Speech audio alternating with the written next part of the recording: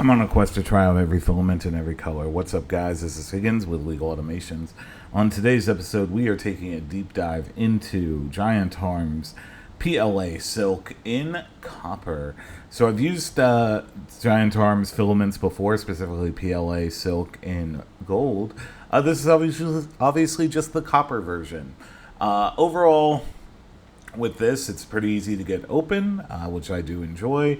Nice spool, beautiful color, but with PLA silk, you're basically just utilizing this for only for aesthetics purposes. I would not recommend using this for anything that requires any sort of like tension or anything.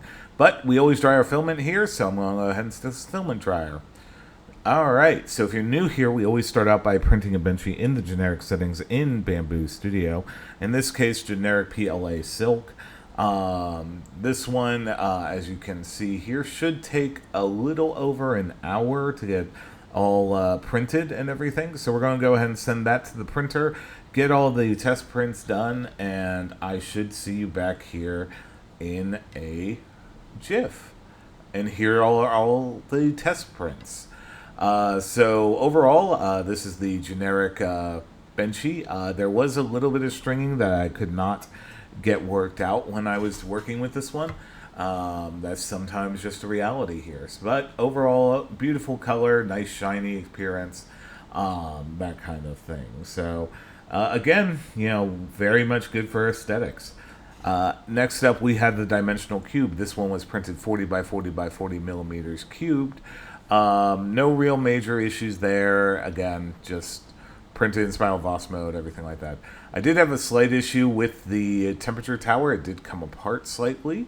But overall, this one works out the best temperatures at 210. That one had the least amount of globbing or stringing on the spike, which is, can help reduce any sort of issues that you might have while printing.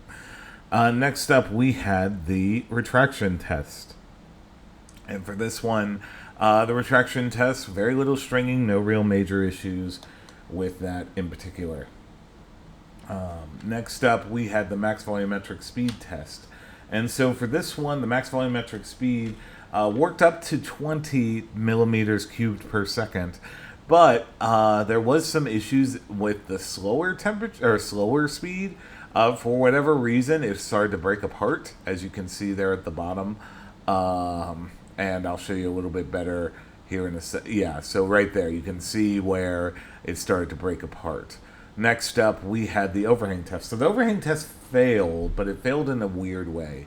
So it went up to 50, that's where it failed, but it also broke apart at the build plate, or at the base there. And as you can see, this is super easy to break. Again, do not use silk PLA for anything with tension or anything other than aesthetics.